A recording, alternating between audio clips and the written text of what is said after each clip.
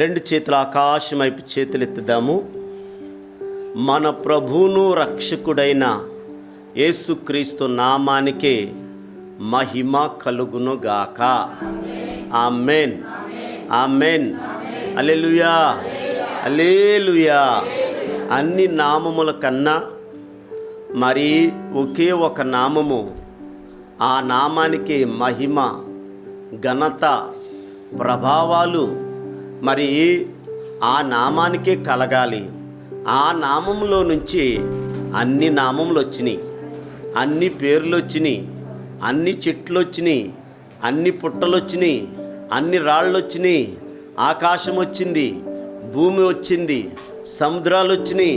ఇగో భూమి మీద కనపడుతున్న సృష్టి అంతా ఆ నామంలో నుంచే, ఈ భూలోకానికి ఆ నామంలో నుంచే తప్ప ఏ నామంలో నుంచి ఏదు రాలేదని బైబిల్ గ్రంథం తేటగా చెప్తుంది. అందుకే ఈరోజు దేవుడు అంటున్నాడు, ఆ నామంలో శక్తి ఉంది, ఆ నామంలో శక్తి కలిగిన కార్యాలు ఈరోజు మీరు చూడాలంటే దేవుడు యెహోషువతో ఏమని చెప్తున్నాడంటే, యెహోషువ గ్రంథము మరి 3వ అధ్యాయము 5వ వచనంలో, రేపు నేను మీ మధ్య అద్భుతము చేయబోతున్నాను. అద్భుతం చెయ్యాలంటే ఇదిగో నేను పరిశుద్ధుణ్ణి. రేపు మీరు అద్భుతం చేయాలంటే, మీ పట్ల మీకు అడ్డుకున్న సమస్య తొలగాలంటే, అడ్డుకున్న ఇరుకు తొలగాలంటే, ఎప్పటి నుంచో ప్రార్థన చేస్తున్నావు, ఆ కుమార్తె వివాహం అవుతులేదని, ఆ వివాహం జరగాలంటే, ఎప్పటి నుంచో మారలేని భర్త మారతలేదని నువ్వు ప్రార్థన చేస్తున్నావు కదా, ఆ భర్త మారాలంటే, ఎప్పటి నుంచో ఏడుస్తున్నావు, నా కొడుకు నా మాట అంటలేదు, నా కుమారుని మార్చాయని అడుగుతున్నావు, ఆ కుమారుడు మారాలంటే, ఎప్పటి నుంచో అప్పు ఒకటి సమస్యగా నీ ఇంట్లో ఉన్నది, ఆ సమస్య తొలగాలంటే, ఎప్పటి నుంచో ఏడుస్తున్నావు, అయ్యా నన్ను దీవించయ్యా, నాకు ఇల్లు లేదు, నాకు ఇల్లు కావాలయ్యా అని నువ్వు ఏడుస్తున్నావు కదా, ఆ ఇల్లు నీకు దేవుడు నీకు ఇవ్వాలంటే, పోగొట్టుకున్న ఆత్మ మరల తిరిగి పొందుకోవాలంటే, పోగొట్టుకున్న కన్నీటి ప్రార్థన మరలా నువ్వు తిరిగి పొందుకోవాలంటే, పోగొట్టుకున్న అభిషేకము తిరిగి పొందుకోవాలంటే, పోగొట్టుకున్న కృపావరాలు మళ్ళా తిరిగి పొందుకోవాలంటే, పోగొట్టుకున్న ఆనందము మళ్ళా తిరిగి పొందుకోవాలంటే, ఇప్పుడు నా దేవుడు ఏమని చెబుతున్నాడో తెలుసా, నేను అద్భుతం చేస్తాను, నేను రేపు మీ మధ్య అద్భుతం నేను చేయబోతున్నాను. అద్భుతం కంటే ముందు నేను చేయబోతున్న ఈ అద్భుతము మీరు కళ్ళారా చూడాలంటే, మీరు నా ఆశ్చర్య కార్యము నువ్వు కళ్ళారా చూడాలంటే, నా అద్భుతాన్ని మీరు కళ్ళారా చూడాలంటే, నా శక్తిని మీరు కళ్ళారా చూడాలంటే, మీ చెవులు గింగిరిపోయినంత అద్భుతము నేను చెయ్యాలంటే, ఇప్పుడు మీరు చేయవలసింది ఒకటి ఉంది. ఏంటి ఆ ఒకటంటే, ఇదిగో మిమ్మల్ని మీరు పరిశుద్ధపరచుకోండి. ఈరోజు పరిశుద్ధత లేకుండా అడుగుతున్నావు, సంఘంలో నిలబడకుండా అడుగుతున్నావు. మన వాళ్ళు అంటారు పెద్దలు, ఒరే దిట్టో కాడ కట్టో కాడ ఉందరా, నువ్వు ఇక్కడే ఉన్నావు కానీ నీ ఆలోచన అంతా ఎక్కడో ఉందరా అని మన పెద్దలు అంటారు. అంటే సంఘంలోనే ఉంటున్నావు, నీ ఆలోచన అంతా లోకంలోనే ఉంటుంది, నీ ఆలోచన అంతా పాపంతో నింపబడి ఉంది, నీ ఆలోచన అంతా లోకాశలతో నింపబడి ఉంది, నీ ఆలోచన అంతా పైగో చూడండి లోకం మీద ఉంది. కానీ అన్నీ ఇచ్చేవాడి దగ్గర నువ్వు పరిశుద్ధపరచుకోలేకపోతున్నావు, అన్నీ ఇచ్చేవాడు సంఘంలో నువ్వు నిలబడతలేదు. అందుకే ఇప్పుడు నా దేవుడు చెబుతున్నాడు, రేపు నేను నీ పట్ల అద్భుతం చేయాలంటే ఇప్పుడు నువ్వేం చేసుకోవాలి, పరిశుద్ధపరచబడాలి. పరిశుద్ధత లేకుండా నేను కార్యం చెయ్యను. పరిశుద్ధత ఉండాలి నీకు. ఎందుకంటే నేను పరిశుద్ధుణ్ణి, మీరు కూడా పరిశుద్ధులై ఉండాలని దేవుడు స్పష్టంగా చెబుతున్నాడు. అందుకే దేవుణ్ణి నమ్ముకున్నాక గొంగ చూడండి, మనం ఎలా మారాలంట? మన అసహాయమైన జీవితము, మనము లోక జీవితము, మనం చూస్తే అసహించుకున్న వాళ్ళందరూ మన దగ్గరికి వచ్చేనంత మార్పు నువ్వు రోజు రోజు క్రీస్తులో మారుతూనే ఉండాలి. గొంగళ పురుగు మనకు బాగా తెలుసు. గొంగళ పురుగును చూసి ఎవ్వరు కూడా దాన్ని పట్టుకోవడానికి ఎవ్వరు దగ్గరికి రారు. ఆ గొంగళ పురుగు అంత దూరం నుండి ఇంత దూరం నుంచి వెళ్ళిపోయిన వాళ్ళు ఉన్నారు. దాని దగ్గరికి వెళ్ళి పట్టుకుందామనుకున్న వాళ్ళు భూమి మీద ఎవ్వరు కూడా ఉండరు. దాని చేతిలో పెట్టుకుందాం అనుకున్న వాళ్ళు ఎవరు ఉండరు. దాని ఇంట్లో తీసుకెళ్దాం అనుకున్న వాళ్ళు ఎవరు ఉండరు. అది మార్పు చెందిన తర్వాత వద్దన్న ఆ చెట్ల మీద ఉన్న చూడండి, అది గొంగళ పురుగు సీతాకోక చిలుకగా మార్చబడిన తర్వాత దాని దగ్గరికి వెళ్ళి చిన్నపిల్లలు కూడా పట్టుకుంటారు, పెద్దలు కూడా పట్టుకుంటారు. అవసరమైతే ఆ సీతాకోక సిలుకను ఇంట్లోకి తీసుకొచ్చి ఉంటారు. ఇప్పుడు మీరు చాలామంది మీరు చూడండి, గొంగళ పురుగు మరి మరి పటమే కావచ్చు, చిన్న చిన్న బొమ్మలే కావచ్చు, ఇంట్లో కూడా చక్కగా డెకరేషన్ అందంగా పెట్టుకున్న వాళ్ళు చాలామంది ఉంటారు. ఎవరండి? సీతాకోక సిలుకలు చూడండి, ఆ బొమ్మలు ఇంట్లో పెట్టుకున్న వాళ్ళు చాలామంది ఉంటారు. కానీ అది గొంగళ పురుగుగా ఉన్నప్పుడు ఇంట్లో అలాంటి పటము కానీ, అలాంటి పోస్టర్లు కానీ, అలాంటి చిన్నది ఏది కూడా దాని రూపాన్ని కూడా ఇంట్లో ఎవరు కూడా పెట్టుకోరు. ఈరోజు నా దేవుడు ఏమంటాడు తెలుసా? నిన్ను మార్చటానికి, నీలో మార్పు తీసుకురావటానికి, పోగొట్టుకున్న ఆశీర్వాదాలు నువ్వు తిరిగి పొందుకోవటానికి, పోగొట్టుకున్న దీవెలన్నీ తిరిగి పొందుకోవటానికి నువ్వు అంటావు, నా జ్ఞానం బట్టి నేను సంపాదించేస్తున్నాను అంటావు. నీకు జ్ఞానం ఎక్కడి నుంచి వచ్చింది? జ్ఞానం ఎవరిస్తున్నారు? ఈ జ్ఞానం నా దేవుడు ఇస్తున్నాడు. నీకు బలం ఎక్కడి నుంచి వస్తుంది? నా దేవుడిచ్చిన బలం ఇది. నీకు బుద్ధి ఎక్కడి నుంచి వస్తుంది? నా దేవుని దగ్గర ఉంది బుద్ధి. ఈరోజు చూడండి, మన శరీరంలో అవయవాలన్నీ ఆడుతున్నాయంటే ఆయన వల్ల ఆడుతున్నాయి. ఈరోజు మన గుండు కొట్టుకున్నదంటే ఆయన వల్ల కొట్టుకుంటుంది. ఈరోజు బ్రతకటానికి కారకులు ఎవరంటే మన దేవుడు. అందుకనే మనము ఆయన బట్టి అన్నీ ఉన్నాము. ఆయన చూడండి ఇస్తున్న వెలుగు, మనము ఆ వెలుగును పొందుకుంటున్నాం. ఆయన ఇచ్చిన రాత్రిపూట చల్లదనాన్ని మనం పొందుకుంటున్నాము. ఆయన ఇచ్చిన గాలి పీల్చుకుంటున్నాము. ఆయన ఇచ్చిన చూడండి వర్షం ద్వారా భూమి మీద పంటలు పండుతున్నాయి. అన్నీ ఆయన ఇస్తున్నాడు. కానీ నీ ద్వారా, నా ద్వారా, ఏ నరుడి ద్వారా కానీ, ఏ నామంలో కానీ ఎవ్వరు కూడా ఇష్టం లేదు. ఒకే ఒక నామములో నుండే సర్వం వస్తున్నాయి.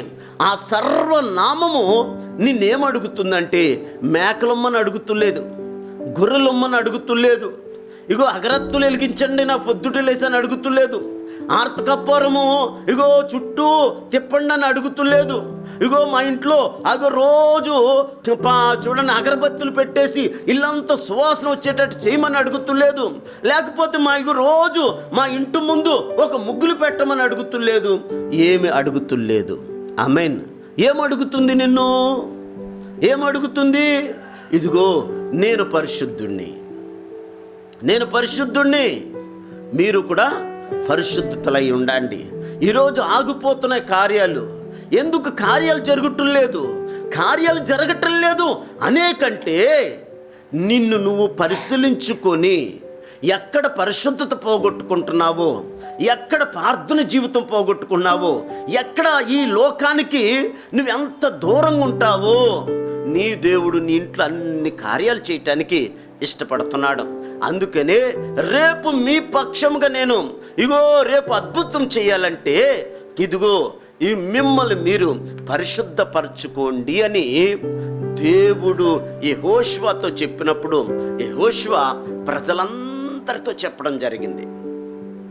ప్రజలందరితో చెప్పినప్పుడు ఇప్పుడు ఎవరికి వాళ్ళే పరిశుద్ధపరచబడుతున్నారు. అమ్మా, ఈరోజు బత్తి నీదే, నీ భార్య బత్తి నీదే, నీ భార్యదే, నీ భర్త బత్తి నీ భర్తదే, నీ పిల్లల బత్తి నీ పిల్లలదే.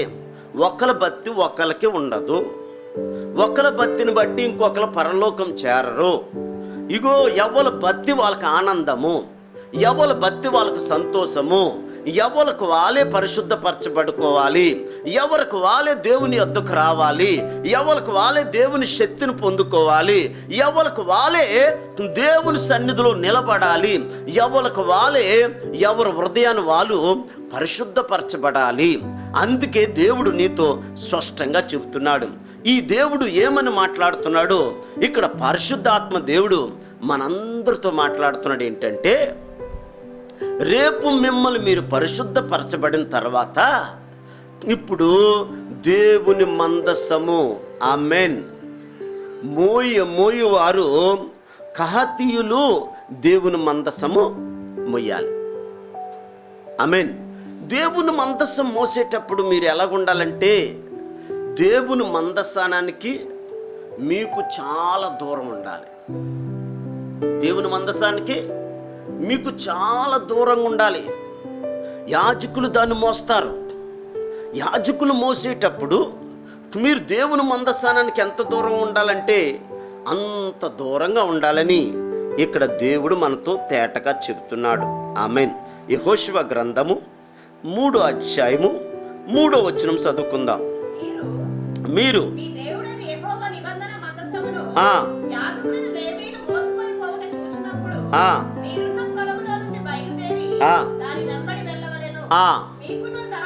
మీకును దానికి దాదాపు 2000 కొలమూరల ఆమె అంత దూరంగా మీరు ఉండాలి. దాని దగ్గరికి మీరు వెళ్ళటానికి లేదు. ఆమేన్. హల్లెలూయా. అంటే జాగ్రత్త, మీరు ఆలకించండి అమ్మా. దేవుడు ఎలా క్రమంగా ప్రతిదాన్ని చేస్తున్నాడు. మనకు క్రమం ఉండదండి. మనకి 7 గంటలు ప్రార్థన అంటే 8:30కు వచ్చిన వాళ్ళు ఉన్నారు, 8 గంటలు కూడా వచ్చిన వాళ్ళు ఉన్నారు. ఆమేన్. 7 గంటల ప్రార్థన అంటే 7:05 కూడా వచ్చిన వాళ్ళు ఉన్నారు. కానీ ఈరోజు సూర్యుడు కరెక్ట్గా టయానికి వచ్చి ఉదయించాడు. చంద్రుడు టయానికి వస్తాడు. ఆమేన్. టయానికి అన్ని పనులు దేవుడు జరిగిస్తాడు. 1 నిమిషం అటు ఉండదు, 1 నిమిషం ఇటు ఉండదు. అంత కరెక్ట్గా ఉంటుంది. ఏదండి? దేవుడు పనులు. మీరు జాగ్రత్త ఆలకించండి. ఆమేన్. ఎందుకంటే సంవత్సరము అంత క్రమంగా ప్రతి ఒక్కరిని దేవుడు, ఆత్మదేవుడు మనల్ని అంతగా నిలబెట్టునుగాక. దేవుని కంటే ముందు ఉండాలి మనం. ఇప్పుడు మీరు జాగ్రత్త ఆలకిద్దాం. హల్లెలూయా. దేవుడు క్రమం చెప్పాడు. ఆ క్రమం దాటేవనుకో చాలా డేంజర్ అండి. ఇప్పుడు జాగ్రత్త ఆలకిద్దాం. కొన్ని వచనాలు చదువుదాం. చూడండి. ఆమేన్. పరిశుద్ధాత్మ దేవుడు సంఖ్యాకాండము 5వ అధ్యాయము 15వ వచనం చదువుకుందాం. 5వ అధ్యాయము 15వ వచనం.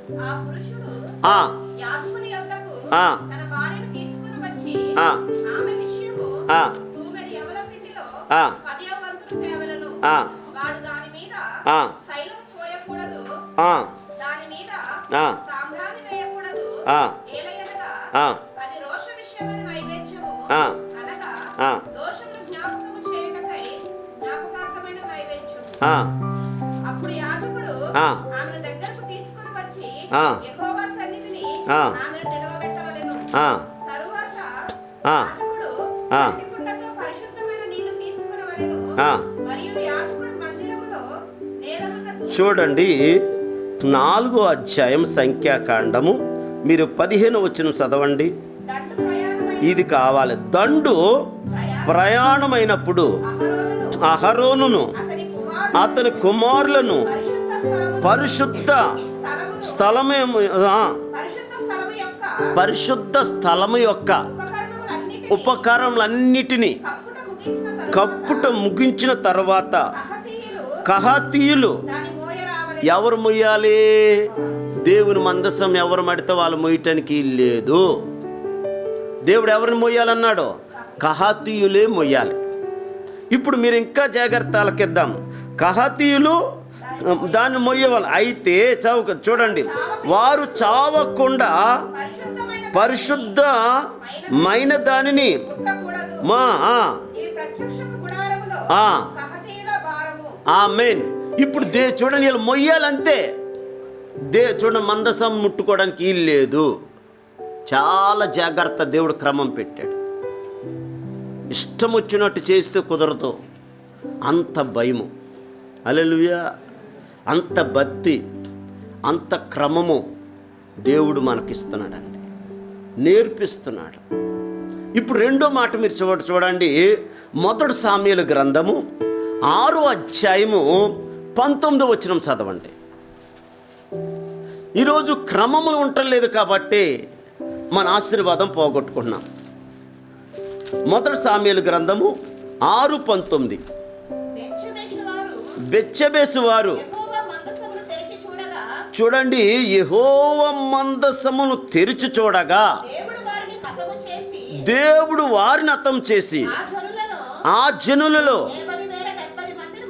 50,000 మందిని ఆ దేవుడు చూడండి మొత్తారంట.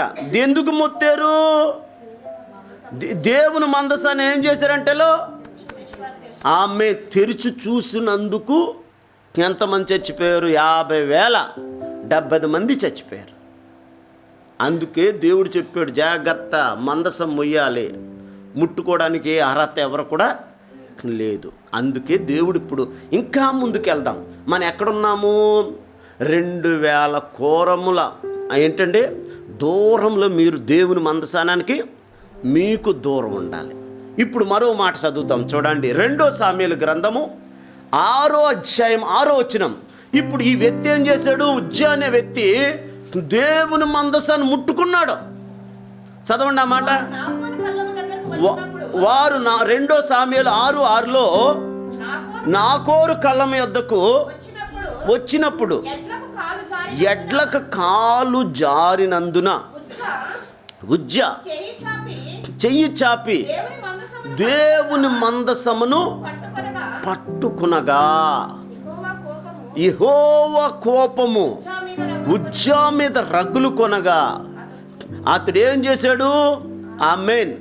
కరెంటు షాకు కట్టినట్లు చూడండి అక్కడికక్కడే పడి చచ్చిపోయాడు. దేవుని మందసం అంటే దేవుడే. మీకు అర్థమవుతుందా? ఆ దేవుడు పరిశుద్ధుడు. అందుకే అపవిత్రమైన వాడెవరు కూడా దానిని ముట్టడానికి వీల్లేదు. అందుకే మీరు చాలా దూరంగా ఉండాలి. దేవుడు లెక్క పెట్టాడు. ఆమేన్. చాలా దూరంగా ఉండాలి. చాలా దూరంగా ఉండి ఇప్పుడు దేవుని మందసానికి దూరంగా ఉండి ఇప్పుడు వెంబడించాలి. అయితే ఇప్పుడు పరిశుద్ధాత్మ దేవుడు యాజకులు అది మోస్తున్నారు. యాజకులు దేవుని మందసాన్ని మోస్తూ యాజకులు వెళ్తున్నారు. ఆమేన్. ఎంత గొప్ప దేవుడు అంటే, నీ దేవుడు నీ కష్టం తెలీదా? నీ బాధ తెలీదా? నీకున్న ఇబ్బందులు తెలివా? నీకున్న రోగాలు తెలివా? నీకున్న సమస్యలు తెలివా? నువ్వెంత వేదన పడుతున్నావో దేవుడు తెలీదా? ఎంత ఇబ్బందులు పడుతున్నావో దేవుడు తెలీదా? ఇవన్నీ పోవాలంటే, దేవుడు నీకు దగ్గరకు రావాలంటే, దేవుడు నిన్ను దీవించాలంటే దేవుడు కావాల్సింది పరిశుద్ధత. దేవుడు కావాల్సింది పరిశుద్ధత. దేవుడు కావాల్సింది ఏంటంటే నా సన్నిధిని ఆసక్తితో ఎదురు చూడటం, నా సన్నిధిలో నిలబడేవారు కావాలి, నా సన్నిధి అంటే ఆరాటం కలిగేవారు కావాలి, నా సన్నిధిలో భయపడేవారు కావాలి, నా సన్నిధి అంటే లోబడేవారు కావాలి, నా సన్నిధిలో నిలబడేవారు కావాలి. ఆమేన్. ఏదో మాటలు చెప్పేస్తాం మనం. మాటలు కాదండి, దేవుడు కావాల్సింది క్రియ కావాలి. మాటలతో పలంగా క్రియ కూడా కావాలి. ఆమేన్. క్రియ, నువ్వు మాటలు చెప్పు, మాటలతో పలంగా చేసి చూపించు. మనము చెబుతున్నాం కానీ చేస్తలేదు. దేవుడు కావాల్సింది చెప్పేవాడు కావాలి, చేసేవాడు కూడా కావాలి. ఏదో పైన మాటలు కాదండి కావాల్సింది. పైన మాటలు మనుషులు నమ్మేస్తారు. చూడండి, నా దేవుడు పై రూపాన్ని చూసేవాడు కాదు, అంతరంగాన్ని చూసే దేవుడు. పైన చూసి మంచోడు మంచిది అంటాం, కానీ మనము పై రూపాన్ని చూసి మోసపోయే వాళ్ళను చాలామంది చూసాం. అలా కాదు, దేవుడు కావాల్సింది ఎలా అంటో తెలుసా? పై రూపం కాదు, దేవుడు చెప్పింది చెప్పేవారు, చేసేవారు కావాలి. అందుకే దేవుడు మనల్ని, మన కుటుంబాలను దేవుడు దీవిస్తాడు. ఇప్పుడు జాగ్రత్తలకిద్దాం. వాళ్ళు ఏం చేసుకున్నారు? అడ్డుగా ఉన్నది, ఎన్నో సమస్యలు నీకు అడ్డుకున్నాయి, ముందుకు వెళ్తలేదు, సమస్య అడ్డు వచ్చేస్తుంది. ఎన్నో ప్రాబ్లాలు మనకి, ఎన్నో సమస్యలు, ఎన్నో బాధలు, ఎన్నో టెన్షన్లు, పిచ్చెత్తిపోతుంది మనకి.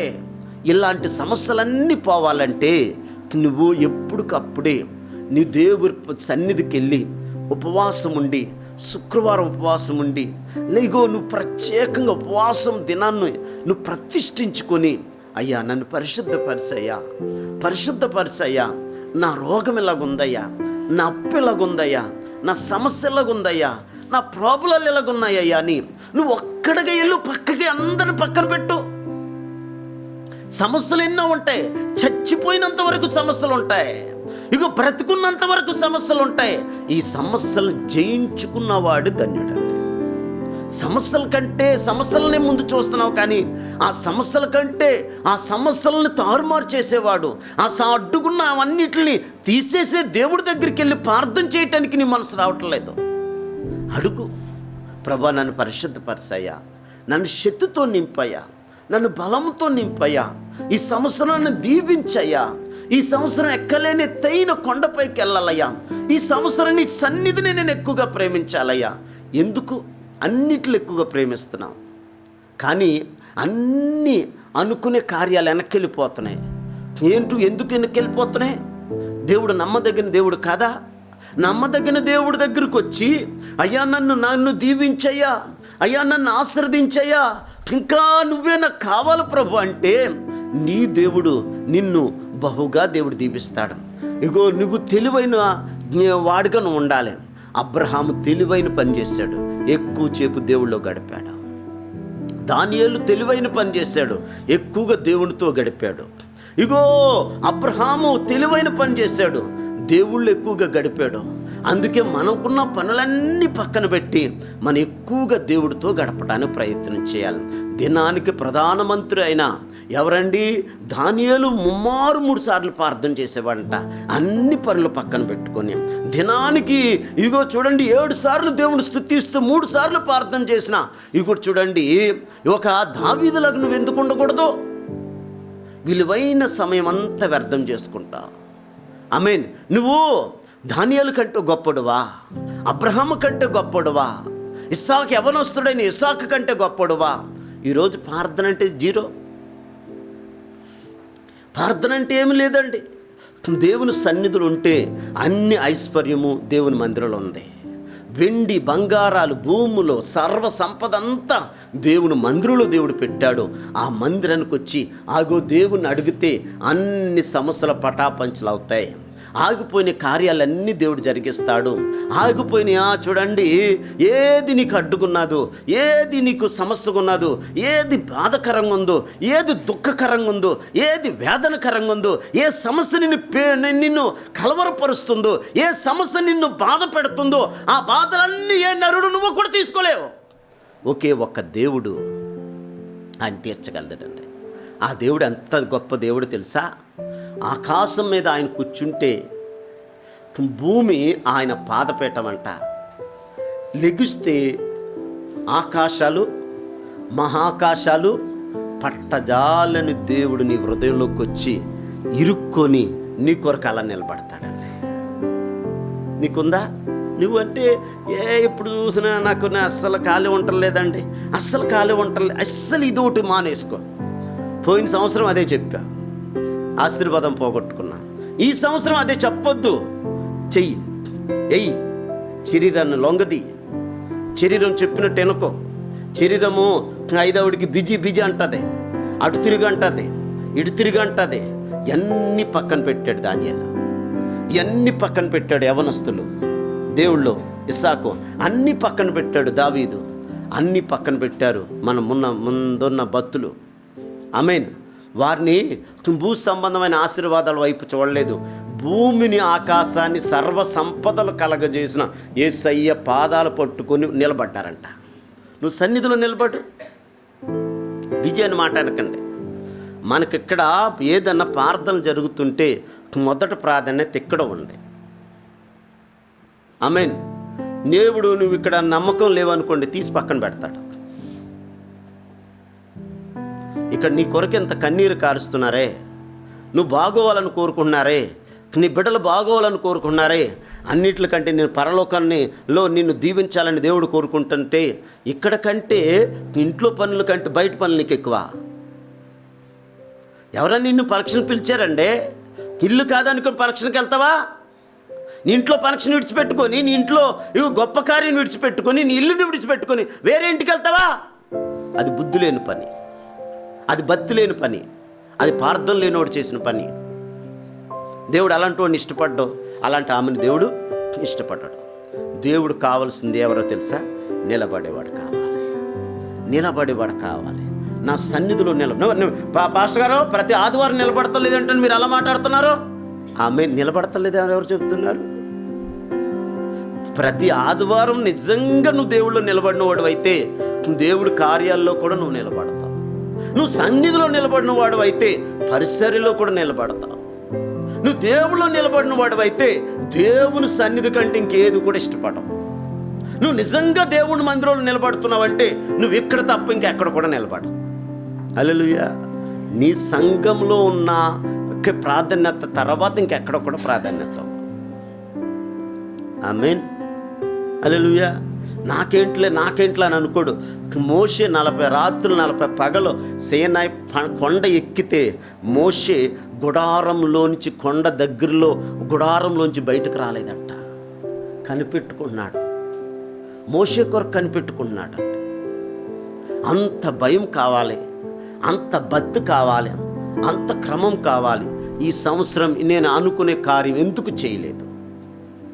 చెయ్యకపోవటానికి కారణాలు ఎన్నున్నాయి, ఎన్ని బలహీనతలు ఉన్నాయి, ఎన్ని పనికిరాని తీగలు ఉన్నాయి, ఎంత పనికిరాని అబద్ధాలు ఉన్నాయి, ఎంత పనికిరాని మాటలు ఉన్నాయి. ఎప్పుడన్నా ఎక్కడైనా ఎవరి దగ్గరన్నా నేను ఎక్కడైనా చూపించుకుంటున్నానా? నా దేవుని చూపించుకుంటున్నానా? ఒక్కోటి కట్ చేసుకుంటారా? ఒక్కోటి పరిశుద్ధపరుచుకుంటారా? ఒక్కోటి నువ్వు తీసేసుకుంటారా? అప్పుడు దేవుడు ప్రార్థన ఆత్మను దేవుడు నిలబెడతాడు నీకు. ఇప్పుడు చర్చ్ అంటే ఆసక్తి ఉండదే, ప్రార్థన అంటే ఆసక్తి ఉండదే, ఉపవాసం అంటే ఆసక్తి ఉండదే. ఎక్కడికన్నా వెళ్ళాలంటే ముందు ఉంటావే, అక్కడికి వెళ్ళాలంటే ముందు ఉంటావే, ఇక్కడికి వెళ్ళాలంటే ముందు ఉంటావే. దేవుడు అన్నీ ఇచ్చేవాడు, బ్రతికించేవాడు దగ్గర నువ్వు చూస్తే జీరో. నువ్వు అనుకుంటా ఆహా ఓహో ఏంటి గర్వం ఇది. ఇదేంటంటే నీకు తెలియకుండా నిన్ను గర్విస్తుంది సాతానుడు. నీకు తెలియకుండానే గలిబిలు చేసేస్తున్నాడు సాతానుడు. అదేమో మనమేమనుకున్నా నా తెలివి, నా జ్ఞానం, ఇది నా దేవుడు అంటాడు. కాదు, ఆ దేవుడు కాదు. దేవుడు అన్నవాడు ఎలాగుంటాడు తెలుసా? అదే దేవుడు ఆత్మ ఎలా ఉంటుందో తెలుసా? నిన్ను మొదట సన్నిధి కంటే ఎక్కువగా దేన్ని కూడా ప్రేమించనవద్దు. ఆమేన్. అయ్యా బుద్ధి లేదయ్యా, ఆరిపోతున్నానయ్యా, అయ్యా జీవం లేదయ్యా, ఇగో నిద్ర వచ్చేస్తుందయ్యా, శక్తి లేదయ్యా, ఆసక్తి ఉంటలేదయ్యా, లేటుకు వస్తున్నానయ్యా, నేను ముందుండాలయ్యా, నిలబడాలయ్యా. అయ్యా ఎవ్రీ స్త్రీలు చురుకైన వారికి ఉన్నట్టు నేను నాయన నీ సన్నిధిలో నిలబడే శక్తి నాకు కావాలి, నిలబడే కృప నాకు కావాలి. నన్ను ఇంకా ఈ సంవత్సరం దీవించు అయ్యా, నన్ను దీవించు, నన్ను పరిశుద్ధపరచమని గొల్లుమని ఆడాలి. ఇక్కడ పశ్చాత్తాప కన్నీరు దేవుడు నీకు ఇచ్చునుగాక. అడగాలి. వరాలంటే అవ్వండి, ఫలాలంటే అవ్వండి. ఆమె దేవుని కృప అంటే అదండి. దేవుని సన్నిధిలో నిలబడేదే కృప, దేవునితో జీవించేదే కృప. దేవుని కంటే ఎక్కువగా మనకి ఏది ఉండకూడదు. దేవుడిచ్చిన సంఘం తప్ప ఇంకెక్కడ కూడా నిలబడకూడదు. అదే దేవుని కృప. ఆమేన్. దేవుడు మనకిచ్చిన సంఘము, దేవుడిచ్చిన మనకిచ్చిన దైవ సేవకులతో మనం ఎంత ఎక్కువగా ఎప్పుడు సావాసం చేస్తామో అప్పుడు దేవుడు దీవెలు నీ మీద, నీ కుటుంబం మీద ఉంటాయి. తప్పించుకునే వారికి ఉండకూడదు. ఆమేన్. అక్కడ మాటలు ఎక్కడ చెప్పేవారు ఉండకూడదు. ఏదో అనుకున్నా నీ తెలివి అనుకుంటాం. ఆహా నా తెలివి చూడంటాం. హల్లెలూయా. అది తెలివి అంటారా? నరకని పోయే తెలివి అది. కోప్పడిపోతాం తెలివా? నరకని పోయే బుద్ధి అది. హల్లెలూయా. నరకం పోయేది అది, ఆ లక్షణాలు. అందుకే చూడండి, ఇక్కడ మాటలు అక్కడ చెప్పడము తెలివి అనుకున్నావా? కాదు. హల్లెలూయా. నీ నాశనానికి నువ్వే తెచ్చుకుంటున్నావు అది. ఆమేన్. ఎందుకు తెలుసా? దేవుని నమ్ముకున్న నీవు రోజు రోజు మార్పు, రోజు రోజు మార్పు, రోజు రోజు దేవుళ్ళు ఉన్న గుణ లక్షణాలన్నీ దేవుడు నీకు ఇవ్వాలని కోరుకుంటున్నాడు. దేవుళ్ళు ఉన్న గుణ లక్షణాలన్నీ నీ దేవుడు ఇవ్వాలంటే నువ్వు ఏ రోజుకి ఆ రోజే పరిశుద్ధపరచబడుకోవాలి. ఏ రోజుకి ఆ రోజు పనికిరాని తీగలు కట్ చేసుకోవాలి. ఏ రోజుకి ఆ రోజు మనుషులకు దూరంగా ఉండాలి. ఏ రోజుకి ఆ రోజు లోక ఆశల్లో చచ్చిపోతుండాలి. ఏ రోజుకి ఆ రోజు రోజు రోజు రోజు రోజు రోజు దేవుని సన్నిధిలో నిలబడే వరకు ఉండాలి. అప్పుడు దేవుడు నీ పట్ల ఒక అద్భుతం చేయబోతున్నాడు. ఈరోజు నీ పట్ల ఆశ్చర్యకార్యం చేయబోతున్నాడు. ఆమేన్. ఇప్పుడు జాగ్రత్తలకిద్దాం. దూరంగా మందస్థానంగా దేవుడు ఎందుకు దూరం ఉన్నాడో? ఆయన పరిశుద్ధుడు. నీలో పరిశుద్ధత లేదు. ఆ మహాదేవుడు, ఆయనలో ఏ పాపం లేదు. ఆమేన్. ఆ మందసాన్ని ముట్టుకోవడానికి వీల్లేదు. కహతీలు కూడా ముట్టుకోవడానికి వీల్లేదు. అది మోసేవారిగానే ఉండాలి. దేవుని భారాన్ని, ఈరోజు సంఘ భారాన్ని యేసు నామములో మనందరం మోచేవారుగా ఉండాలి. సంఘంలో ఏది తక్కువ ఉందో అది చూసి ఆ తక్కువను పూర్తి చేసేవారుగా ఉండాలి. ఆమేన్. సంఘంలో నిలబడేవారు ఉండాలి. పరిసరి చేసేవారు ఉండాలి. చూడ సంఘ కార్యక్రమంలో నీ వంతు నువ్వు ఏది చేయాలో శక్తికి మించిన పని నువ్వు చేయాలి. శక్తికి మించింది నువ్వు చేస్తే శక్తికి మించిన ఆశీర్వాదాలు నీ ఇంట్లో దేవుడు నీకు ఇవ్వబోతాడా. అందుకే మనం తప్పించుకునే వారు ఉండకూడదు. దేవుడిచ్చిన భారంను రోజు రోజు రోజు రోజు దేవుని మందసమును అంటే దేవుని భారాన్ని నువ్వు కూడా మోసేవారుగా ఈరోజు సంఘ బిడ్డలు అందరూ ఉండాలని దేవుడు ఈ సంవత్సరం దేవుడు కోరుకున్నాడు. అన్ని రోజుల్లాగా ఉండకూడదు, పోయిన వారంలాగా ఉండకూడదు. అందుకే పోయిన శుక్రవారం దేవుడు మాట్లాడాడు. ఎంత అద్భుతం మాటలు మాట్లాడాడంటే తెలుసండి. ఆమేన్. మనుష్య కుమారుని ఎదుట నిలబడుటకు మనకేం కావాలంట? శక్తి కావాలి. ఆ శక్తి ఎక్కడి నుంచి వస్తుందంటే బార్మేట తింటే రాదు, ఆర్లిస్ తాగితే రాదు, పాలు తాగితే రాదు, ఇదిగో జ్యూస్ తాగితే రాదు, ఇంకేదన్నా తింటే రాదు. ఆ శక్తి ఎక్కడి నుంచి వస్తుందంటే ప్రార్థన ద్వారానే వస్తుంది అన్నాడు దేవుడు. అందుకే ఆ శక్తి, ఆ ప్రార్థన చూడండి. యేసుక్రీస్తు ప్రభువారు కొండపైకి పేతుర్ని, యోహాని, యాకోబుని ఎక్కించి ఆ కొండపైకి తీసుకెళ్ళిన తర్వాత అక్కడ చూడండి దేవుని మహిమ అక్కడ దిగగానే ఆ మహిమ ఎదుట ఇలా నిలబడటానికి శక్తి లేదండి. ఎవరికి? పేతురికి, యాకోబుకి, యోహానికి శక్తి లేదు. అక్కడ చూడండి, మీరు 17వ అధ్యాయము చదవద్దు కానీ 6వ వచనం చదివితే బొక్కబొరలుగా పడిపోయారంట. ఎందుకు వీళ్ళకి శక్తి ఎందుకు లేదు? వీళ్ళలో ప్రార్థన లేదు. బొక్కబొరలుగా పడిపోయారంట. కానీ ఆ శక్తి ముందు, ఆ మహిమ ముందు, ఆ యేసయ్య ముందు ఇద్దరే నిలబడ్డారు. ఒక వ్యక్తి పేతురు, రెండో వ్యక్తి ఏలియా. చూడండి, పేతురు మోషే 40 రాత్రులు 40 పగలు దేవుడితో గడిపాడు. ఏలియా కర్మేలు కొండ మీద గంటలు ప్రార్థన చేసేవాడు. అందుకే వాళ్ళు శక్తిని పొందుకున్నారు. ఈరోజు మనం కూడా దేవుని మనిషి కుమారుని ఎదుట నిలబడటానికి నీకు శక్తి కావాలి. ఆ శక్తి ప్రార్థనలో ఉంది. ఆ శక్తిని పొందుకోవాలి. రోజు రోజు ఉపవాసం ఉండి కన్నీళ్ళు కార్చి ఉపవాసాలు ప్రకటిస్తున్నప్పుడు శక్తిని పొందుకోవాలి. ఊరికే కాదండి. ఈరోజు ఆగిపోయిన కార్యాలన్నీ జరగాలంటే మనుషుల వైపు నేను తిప్పుతులేదు, నా వైపు నేను తిప్పుకుంటలేదు. నేను ఒకే ఒక ప్రార్థన, ప్రభువా ప్రజలందరూ నీ తట్టు తిరగాలయ్యా.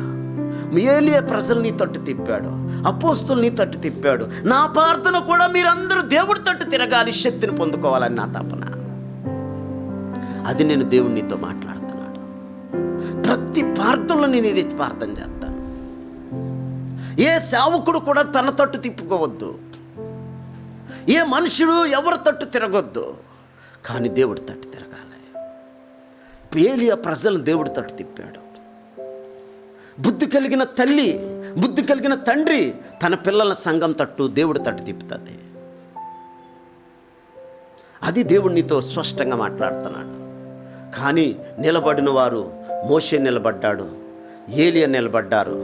ఆ మహిమలో దేవుడు, జాగ్రత్త ఆలకించండి, మోషే ఏలియా దేవునితో మాట్లాడుతున్నారు. కానీ వాళ్ళ బొక్క బొరల కింద పడిపోయారండి. ఈరోజు మనము దేవుని ప్రార్థనలో ఉన్న శక్తి తెలియట్లేదు, కానీ రుచి మీకు తెలియాలి. ఆమేన్. అందుకే దేవుని సన్నిధిని మొదట మనం ప్రేమించుకుంటే, దేవుని సన్నిధిలో మనం నిలబడుతుంటే ఏ కార్యం ఆగిపోయిందో ఆ కార్యం దేవుడు జరిగిస్తాడు. ఏ బలహీనత నాకు, నా దేవునికి అడ్డుకేది ఉంది, ఎందుకు ఈ అడ్లు ఉంటాయని అడ్లను తొలగించుకో, నిన్ను నీ కుటుంబాన్ని దేవుడు దీవిస్తాడని పరిశుద్ధాత్మ దేవుడు స్పష్టంగా నీతో మాట్లాడుతున్నాడు. అయితే దేవుని మందసము, ఆమేన్, చూడండి, యాజకులు కహతీలు మోస్తుంటే దేవుని మందసం ఎప్పుడు వీళ్ళు మోసుకుంటూ అడ్డుకున్న యోర్దాను నది దగ్గరికి వెళ్ళి వారు అరికాలు మోపారంటండి. అరికాలు మోపగానే అడ్డుకున్న ఆ యోర్దాను నది 2 పాయలుగా దేవుడు చీల్చేశాడు. అడ్డు చూడున్నది రహదారిగా దేవుడు మార్చేశాడు. ఆమేన్. 61 నీళ్ళని దేవుడు తొలగించలేదండి. నీళ్లు తొలగించిన తర్వాత ఆ నీరును కూడా దేవుడు ఎండిపోచేశాడు. ఇలా బురద కూడా వారికి అంటుకట్టుకోనవలేదు దేవుడు. అంటే దేవుని నువ్వు నమ్ముకున్న నువ్వు ఇక లోక మాలిన్యం ఏది కూడా అంటుకట్టుకోకుండా జాగ్రత్త చూసుకోవాలి. ఒకవేళ మాలిన్యం అంటుకట్టుకుందా, మన నీళ్ళెట్టి ఎప్పుడు కడుక్కుంటామో అలాగే దేవుని వాక్యం ద్వారా మన కడుక్కొని శుభ్రపరచబడిన తర్వాత అప్పుడు మళ్ళా మన ప్రయాణం కొనసాగుతూ ఉంటుంది. అందుకే పరిశుద్ధాత్మ దేవునితో నీతో స్పష్టంగా మాట్లాడుతున్నాడు. ఇప్పుడు అడ్డుకున్నది దేవుడే తీసేశాడు. ఎప్పుడు తీయబడ్డదంటే పరిశుద్ధపరచబడిన తర్వాత, దేవుని సన్నిధిలో వాళ్ళు చూడండి, వారు కడుక్కున్న తర్వాత ఇక లోక మాలిన్యం కడుక్కో, ఇక లోకన్నదంతా నీ చెత్త చెదారమంతా నీ హృదయంలో ఉంటే దేవుడు రాడు. నువ్వు పరిశుద్ధపరచుకో. అప్పుడు దేవుడు నీంట్లో ఆగిపోయిన కార్యాలు దేవుడు జరిగిస్తాడు. మాకు ఈ కార్యం జరగలేదు, మాకు ఆ కార్యం జరగలేదు నువ్వు అనొద్దు. కార్యం జరుగుతులేదు, ఆలస్యం అవుతుందంటే కారణము నువ్వే. నువ్వు పరిశుద్ధపరచబడుకో, నువ్వు పరిశుద్ధత కలిగి జీవించు, నువ్వు సంఘంలో నిలబడు. సంఘం కంటే ఇంకేది నీకు ఎక్కువ వద్దు. మొదట దేవుడే, తర్వాత ఉన్నాయన్నీ నీకు. అందుకే దావీదు అన్నాడు, ఎప్పుడు దేవుని మందిరానికి వెళ్దామా, ఎప్పుడు నా దేవుని సన్నిధికి వెళ్ళాలని ఆరాటం దావీదుకుంది. ఎన్నో పనులు దావీదుకి, ఎన్నో పనులు, ఎన్నో సమస్యలు, అన్నిట్లకంటే మొదటి స్థానం దేవుడికి ఇస్తున్నాడు. అందుకే దావీదుని దేవుడు భూమి మీద హెచ్చించాడు. ఆమేన్. అందుకే ప్రభు నీతో నాతో చెప్తున్నాడు. అందుకే దావీదు వంశంలోంచి దేవుడు వచ్చాడు. ఈరోజు నీ హృదయంలో దేవుడు స్పష్టంగా నీతో మాట్లాడుతున్నాడు. ఏదో కల్పన కథలు ఇక్కడ చెబుతులేదు. వాక్యం ద్వారా ప్రజల మీతో దేవుని తట్టు తిరగటానికి పరిశుద్ధాత్ముడు మనతో స్పష్టంగా మాట్లాడుతున్నాడు. ఆగిపోతుంది. ఎందుకు ఆశీర్వాదం ఆగిపోతుంది? ఎందుకు నువ్వు పడిపోతున్నావు? అందుకే పరిశుద్ధాత్మ స్పష్టంగా నీతో మాట్లాడుతున్నాడు. ఎందుకు కార్యం జరగటం లేదు? ఇక్కడ పరిశుద్ధాత్మ నీతో స్పష్టంగా మాట్లాడుతున్నాడు. అందుకే వీళ్ళు ఎప్పుడు పరిశుద్ధపరచబడుకున్నారో, ఎప్పుడు పరిశుద్ధపరచబడి దేవుడి మాట చెప్పున వీళ్ళు ఎప్పుడు నడిచారో, అడ్డులు, ఆటంకాలు, సమస్యలు, ఇరుకులు, ఇబ్బందులు అన్నీ దేవుడు తీసేస్తాడు. ఆమేన్. నీ ఇంట్లో నువ్వన్నా నిలబడతలేదు, నీ ఇంట్లో నువ్వు అన్ని చెబుతున్నావు, అది కాదు. దేవుడికి చెప్పు. దేవుడి దగ్గర మోకాళ్ళి దేవుని సన్నిధిలో కొన్ని గంటలు గడపమ్మా. నువ్వు ఈ సంవత్సరము ఎల్లక ముందే దేవుడి కార్యం ఈ సంవత్సరం చూడాలి. ఆమేన్. ఈ సంవత్సరమే నువ్వు చూడాలి. ప్రతి సంవత్సరంలాగా ఉండకూడదు, ప్రతి వారంలాగా ఉండకూడదు. ప్రతి వారం ఒక పరిశుద్ధత నీకు ఇస్తున్నాడు. నువ్వు పరిశుద్ధపరచబడాలి. ఎందుకు తెలుసా? నీలో ఉన్న హల్లెలూయా కన్ని ఇక లోకంలో ఉన్నవన్నీ దేవుడు తీసేసి ఆయన ఆత్మ ఆభరణాలతో నింపి ఆయనకి ఇష్టలుగా మార్చుతున్నాడు. ఆమేన్. ఇంకొక మాట చెప్పేసి నేను ముగిస్తాను, దేవుడు ఎప్పుడని ఇస్తే. ఆమేన్. ఇప్పుడు ఎస్తేరు గ్రంథంలో మనకు కనపడుతుంది, చదవద్దు కానీ, రాజు ఎదుట ఆమేన్ ఎస్తేరు నిలబడాలి. నిలబడవలసి వస్తే ఏం జరిగిందో తెలుసా? ఆమేన్. ఎస్తేరు ఎదుట రాజు ఎదుట ఎస్తేరు నిలబడవలసి వస్తే అన్ని దేశాల నుంచి గొప్ప గొప్ప గొప్ప గొప్ప రాజులు, ఇదిగో గొప్ప గొప్ప వాళ్ళందరూ రాజు సమూహంలో వాళ్ళ కుమార్తెలు తీసుకొచ్చారు. ఎవరికి వివాహం చేయటానికి? రాజుకి, అహష్వరాజుకి వివాహం చేయటానికి. వాళ్ళు ఎంత ఇష్టం వచ్చినట్టు అలంకరించుకున్నారు, కానీ ఎస్తేరు మాత్రము తనకిష్టం వచ్చినట్టు అలంకరించుకోలేదు. కానీ ఏగే అనే ఒక వ్యక్తికి పరిశుద్ధాత్మ దైవ సేవకుడికి అప్పచెప్పుకుందంట. పరిశుద్ధాత్ముడికి అప్పచెప్పుకుందంట. అయ్యా, అమ్మా, ఇగో ఇవన్నీ నువ్వు అలంకరించుకో. అయ్యా, నాకేమి తెలియదయ్యా, దేవుడికి రాజుగారికి నేను ఎలాగుంటాదో అది నీకు తెలుసు బాగా, నాకు తెలీదు, నువ్వే అలంకరించయ్యా అన్నాడంట.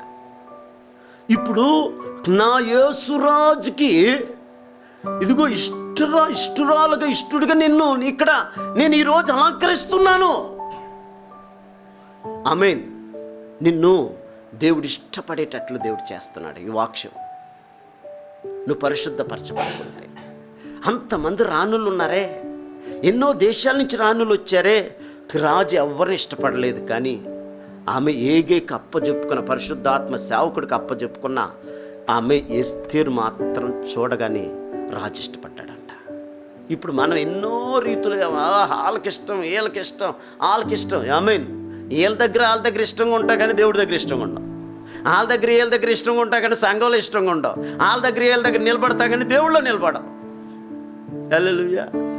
నీకు ఇచ్చిన దైవజనుడు ఈమె నమ్మకస్తురాలు, ఈ నమ్మకమైన వ్యక్తి.